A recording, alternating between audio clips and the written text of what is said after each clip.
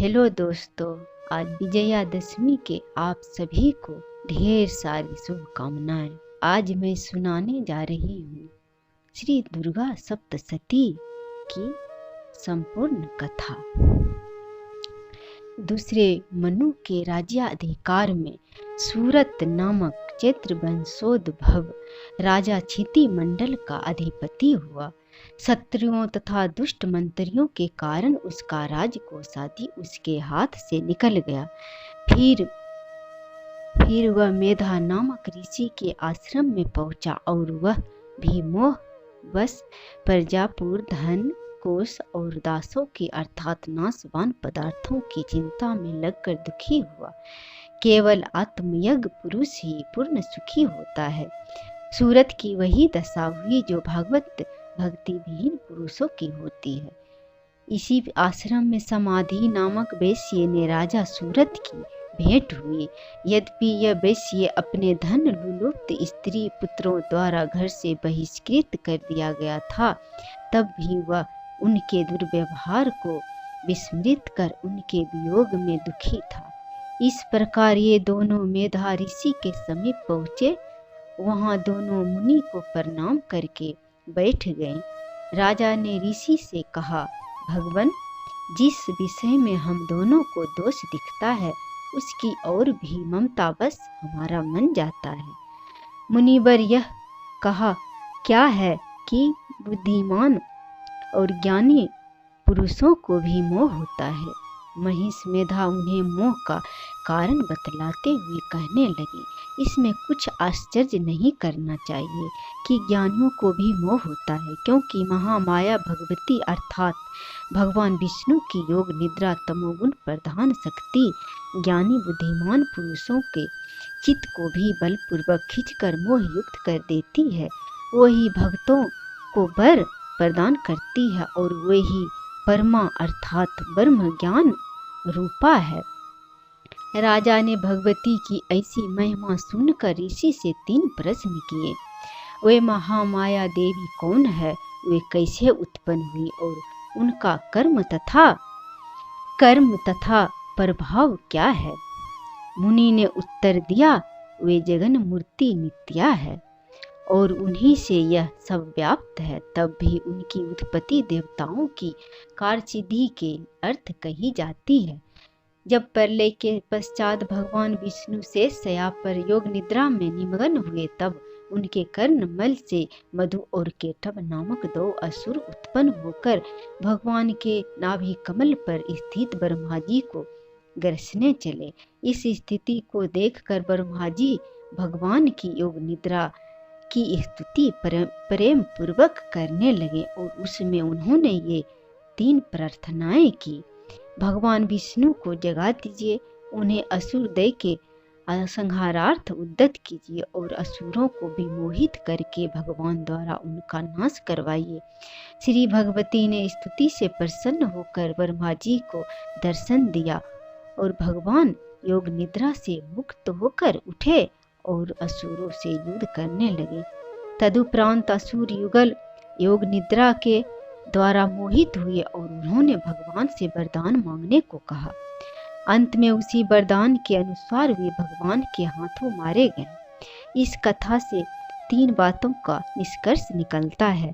ब्रह्मा को परमा शक्ति का ज्ञान, प्रकृति के गुणत्रय का कार्य, उसके कर्तव्य का भान और ब्रह्मा का अपने सृष्टि कर्तव्य में निरहंकार तथा मधुकेटव अर्थात सुकृत दुष्कृत में निर्ममत्व एवं उसके निर्मूलन का प्रयत्न। इस कथा से श्री ब्रह्मा जी ने यह उपदेश किया कि जो भगवती की आराधना करते हैं एवं कर्तव्य के अभिमान तथा सुकृत दुष्कृत रूपी कर्मफल को त्याग कर अपने विहित कर्म में प्रवृत्त रहते हैं, उनका जीवन शांति पूर्वक निर्विघ्न रूप से व्यतीत होता है। यही ब्रह्मानी स्थित है, जिसे पाकर मनुष्य मोहग्रस्त नहीं होता। महिष मेधा सूरत तथा समाधि दोनों जिज्ञासुओं के मोह के निराकरणार्थ कर्म के उच्चतम सिद्धांत का निरूपण करके उपासना तथा ज्ञान योग के तत्व को भगवती के अन्य प्रभावों द्वारा वर्णन करने लगे। मध्यम चरित्र में इस कथा में ऋषि ने सूरत तथा समाधि को प्रति मोह जनित कामोपासना का अर्जित फलोपभोग के निराकरण के लिए निष्कामोपासना का उपदेश किया है। प्राचीन काल में महिष नामक एक अति बलवान असुर ने जन्म लिया। वह अपनी शक्ति से इंद्र, सूर्य, चंद्र, यम, वरुण, अग्नि, वायु तथा अन्य सूरों को हराकर स्वयं इंद्र बन गया और उसने समस्त देवताओं को स्वर्ग से निकाल दिया। अपने स्वर्ग सुख भोगे ऐश्वर्य से वंचित होकर दुखी देवगण साधारण मनुष्यों की भांति मृत्यु लोक में भटकने लगे। अंत में व्याकुल होकर वे लोग ब्रह्मा जी के साथ भगवान विष्णु और शिव जी के निकट गए तथा उनके शरणागत होकर उन्होंने अपनी कष्ट कथा कर सुनाई। देववर की करुण कहानी सुन लेने पर हरिहर के मुख से मह तेज प्रकट हुआ। इसके पश्चात ब्रह्मा, इंद्र, सूर्य, चंद्र, यमादि देवताओं के शरीर से भी तेज निकला। वह सब एक होकर तीनों लोकों को प्रकाशित करने वाली एक दिव्य देवी के रूप में परिणित हो गया। तब विधि हरिहर तीर देवों तथा अन्य प्रमुख सूरों ने अपने अपने अस्त्र शस्त्रों में से दिव्य प्रकाश में उन तेजो मूर्ति को अमोघ अस्त्र शस्त्र दिए। तब श्री भगवती अट्टहास करने लगी। उनके उस शब्द से समस्त लोक कंपायमान हो गए। तब असुर महिष, आह यह क्या है, ऐसा कहता हुआ वह संपूर्ण असुरों को साथ लेकर उस शब्द की ओर दौड़ा।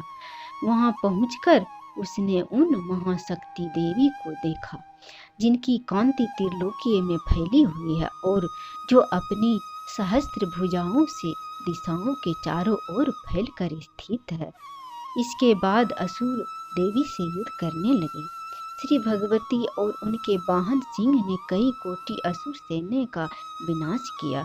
तत्पश्चात श्री भगवती के द्वारा चिच्छोर, चामर, उदग्र, कराल, वास्कल, ताम्र, अंधक, असिलोमा, उरास्य, उग्रवीर, महाहनु, बिडाल, महासुर, दुर्धर और दुर्मुख ये 14 असुर सेनानी मारे गए। अंत में महिषासुर हस्ती मनुष्यादि के रूप धारण करके श्री भगवती से युद्ध करने लगा और मारा गया। अपने समग्र शत्रुओं को मारे जाने पर देवताओं ने आह्लादित होकर आदा शक्ति की स्तुति की और वर मांगा, जब जब हम लोग विपदग्रस्त हो तब तब आप हमें आपदाओं से भी मुक्त करें और जो मनुष्य आपके इस पवित्र चरित्र को प्रेम पूर्वक पढ़े या सुने वे संपूर्ण सुख और ऐश्वर्य से संपन्न हो।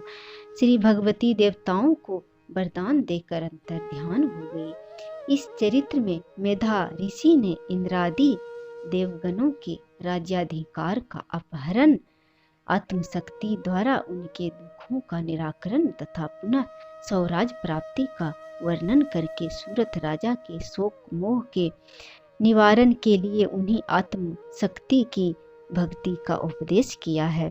देवताओं की प्रार्थना पर भगवती ने उन्हें वर दिया कि जब जब विपदग्रस्त होकर वे उनका सुमरन करेंगे तब तब वे उनका संकट दूर करेगी। मध्यम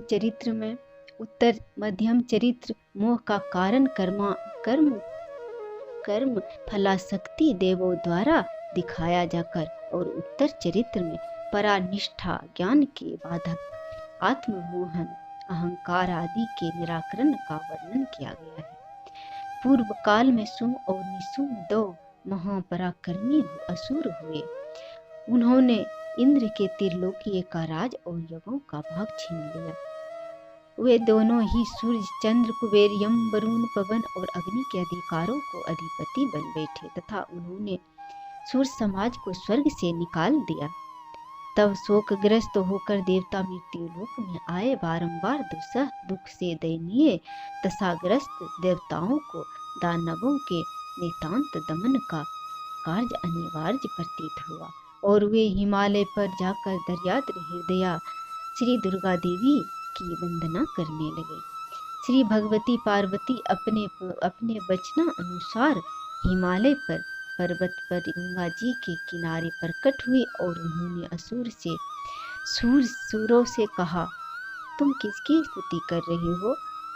उनके इतना कहते ही उनके शरीर से शिवा निकल कर कहने लगी, ये सुम निसुम से त्रस्त और दुखी होकर मेरी स्तुति कर रही है।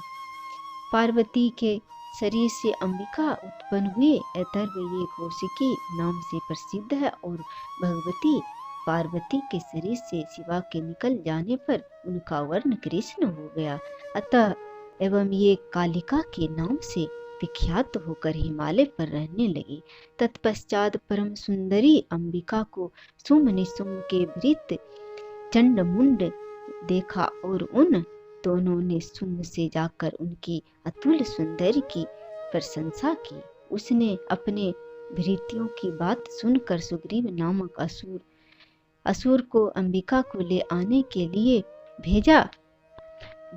सुग्रीव ने भगवती के पास पहुंचकर सुम निसुम के बले ऐश्वर्य की बड़ी प्रशंसा की और उनसे विवाह करने की बात कही।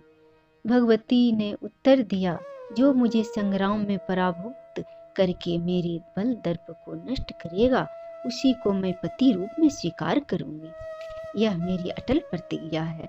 सुग्रीव ने सुम निसुम के निकट जाकर भगवती अंबिका की प्रतिज्ञा विस्तार पूर्वक कह सुनाई। असुरेंद्र ने कुपित होकर धूम्रलोचन नामक असुर को भेजा। भगवती ने धूम्रलोचन को हुंकार मात्र से ही भस्म कर दिया और उन्होंने तथा उनके वाहन सिंह ने असुर सेना का विनाश किया। तदुपरांत असुर राज सुम ने चंडमुंड दोनों को बहुत बड़ी सेना के साथ भगवती कौशिकी को पकड़ लाने अथवा मार डालने के लिए भेजा। वे सब हिमालय पर जाकर भगवती को पकड़ने का प्रयत्न करने लगे। तब अंबिका ने शत्रु पर अत्यंत कोप किया और उनके ललाट से एक भयानक काली देवी प्रकट हुई। उन्होंने असुर सेना का विनाश किया और चंडमुंड का सिर काटकर वे अंबिका के पास ले गई। इसी कारण उनका नाम चामुंडा पड़ा। चंडमुंड के वध का सारा समाचार सुनकर उस असुर ने एक बड़ी सेना जिसमें सात सेना नायकों का विभाग था, भगवती से युद्ध करने के लिए भेजी। उस समय ब्रह्मा, विष्णु, शिव, इंद्र, महाबरा, नरसिंह और स्वामी कार्तिकेय की इन 7 प्रमुख देवों की शक्तियां असुर सेना से युद्ध करने के लिए आई। फिर अंबिका के शरीर से अत्यंत भयंकर शक्ति निकली और भगवती ने सुम निसुम के पास शिवजी को दूत रूप में भेजकर उनसे कहलाया, यदि तुम अपना कल्याण चाहते हो तो देवताओं के उनके छीने हुए लोक एवं यज्ञाधिकार को लौटा दो और पताल में जाकर रहो। बल से उन्मत्त सुम निसुम ने देवी की बात नहीं मानी और वे युद्ध स्थल में सेना सहित उपस्थित हुए। भगवती ने देव शक्तियों की सहायता से असुर सैन्य का विनाश किया। असुर युगल का रक्त बीज नामक एक सेनाध्यक्ष भगवती और देव शक्तियों से युद्ध करने के लिए आया। उसके शरीर से सोनित के जितने बिंदु पृथ्वी पर गिरते थे उतने ही रक्त बीज उत्पन्न हो जाते थे। अंत में देवी ने चामुंडा को आज्ञा दी कि वे अपने मुख का विस्तार करके रक्त बीज के शरीर के रक्त को अपने मुख में ले और उससे उत्पन्न असुरों को भक्षण करे। चामुंडा ने ऐसा ही किया और भगवती ने उस असुर का सिर काट डाला। तत्पश्चात निसुम भगवती से युद्ध करने लगा और मारा गया। तब सुम ने क्रोधित होकर अंबिका से कहा, तू दूसरों के बल का सहारा लेकर अभिमान करती है। श्री भगवती ने उत्तर दिया, संसार में मैं एक ही हूँ, ये समस्त विभूतियाँ मेरी ही रूपांतर मात्र है। ये मुझसे ही प्रकट हुई है और मुझ में ही विलुप्त हो जाएगी। इसके बाद 7 शक्तियाँ जो देवी के शरीर से निकली थी उन्हीं में प्रविष्ट हो गई और सुम भी देवी के युद्ध कौशल से मारा गया। देवगणों ने हर्षित होकर अंबिका की स्तुति की। अंत में देवी प्रसन्न होकर बोली, संसार का उपकार करने वाला वर मांगो। देवताओं ने कहा, जब जब हमारे शत्रु उत्पन्न हो तब तब उनका नाश हो भगवती आद्याशक्ति ने एवं वस्तु कहा और भविष्य में 7 बार भक्त रक्षणार्थ अवतार लेने की कथा दुर्गा चरित्र के पाठ का महात्म वर्णन करके वे अंतर्ध्यान हो गई। यह चरित्र ज्ञान कांड का और उसमें 3 विषय है।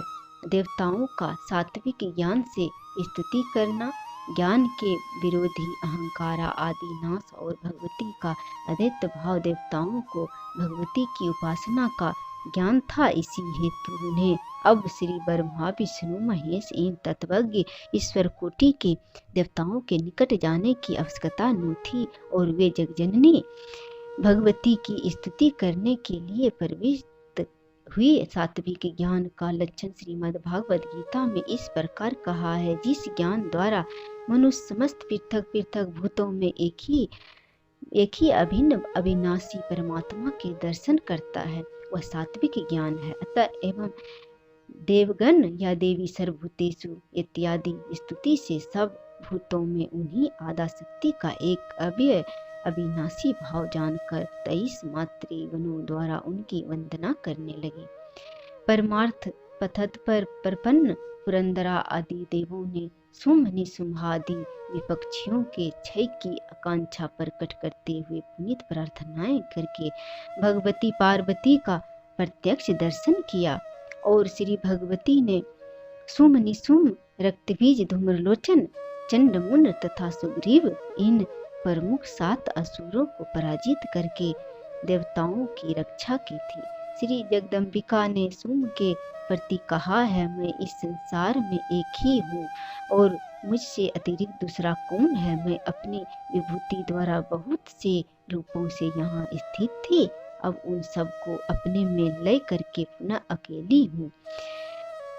भगवती चंडिका अपनी स्तुति का महात्म्य और उसका फल तथा पूजा विधि कहकर अंतर ध्यान हो गई और मेधा ऋषि ने उन्हीं महाशक्ति को धर्म अर्थ काम मोक्ष फलप्रदा कहकर यह उपदेश किया कि महाराज उन्हें आद्याशक्ति के शरण में जाइए, वे अपनी आराधना से प्रसन्न होकर मनुष्यों को भोग स्वर्ग एवं मोक्ष प्रदान करती है। राजा और वैश्य श्री भगवती के चरित्र तथा महिष मेधा के उपदेश को सुनकर उन महादेवी भगवती को प्रसन्न करने के लिए नदी तट पर तपस्या चर्या एवं उपासना का करने लगे।